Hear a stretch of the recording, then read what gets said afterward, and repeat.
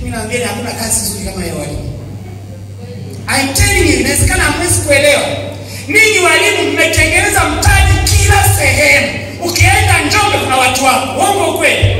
Ukienda Mwanza kuna watu wako waliowafundisha. Ukienda Dar es Salaam kuna watu wako. Leo walimu mmezaa wabunge, mmetengeneza wabunge, mmetengeneza madaktari, mmetengeneza mawaziri, mmetengeneza maprofesa, mmetengeneza masalimu, mmetengeneza wakuu wa wilaya, mmetengeneza wakuu wa mikoa. Ni walimu. Sisi tunaofahamu thamani ya walimu hatuwezi kubeza kama. Alafu kwanza walimu huwa hawazeeki. Yaani mwalimu kweli kama mwalimu huwa hazeeki. Na mwalimu hafi njaa popote anapokwenda. Kwa sababu ana watu. Hata mimi mwalimu aliyenifundisha na mheshimu sana. Lakini jamani, kazi hizi zinataka kurelax. Zinataka ventilation. Ndio maana hata wanafunzi wanapata likizo, si ndio wazee? Sasa ninyi hamtaki nataka kufundisha tu, kusaisha tu, ni stress muda wote. Leta lesson plan, leta maandalio, leta siyo nini. Yaani ni stress. Wanaona kama mwalimu ni sehemu ya stress za dunia. Hapana. Stress ziondoke kwa jina la Yesu.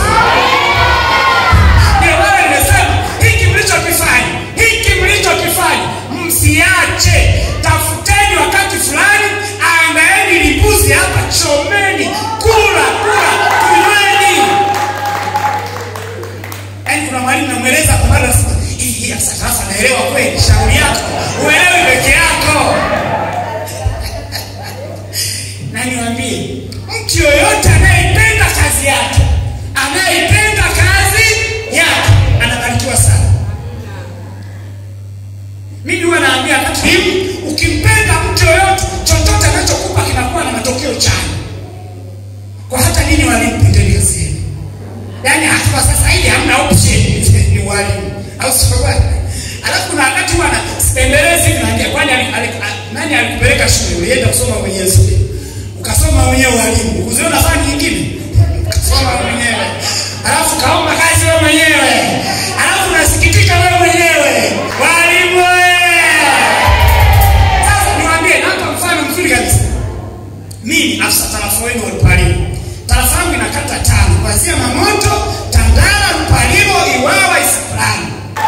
Yaani mimi naipenda kazi yangu, na unanipa kazi nyingine ya nini? Sasa hii ndio yenyewe upendo mkuta mkunaji. Na huwezi kuwa nasikitika na jutia na kazi yangu. Kazi ni nzuri bwana wewe.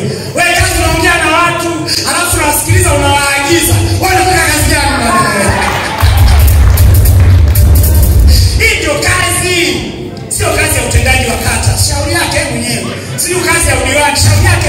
Lakini kazi yenyewe ni afisa tarafa. Yaani hii ndio kazi ya duniani.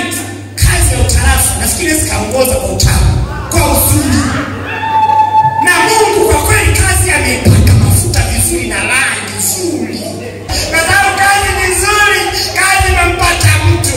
Kazi ya ustatarafa wewe. Na wewe jidai na kazi yako, utaona matunda yake. Utaziona fursa ndani ya walimu. Sasa wewe unasikitika unakonda peke yako, yaani mwingine amenenepa kwa sababu ya matatizo, ila hajanenepa kwa sababu ya furaha ya kazi. Tumsifu Yesu Kristo. Naitwa Agustino Alex Gailo, afisa tarafa ya Mpalilo. Nilikuwa najitambulisha.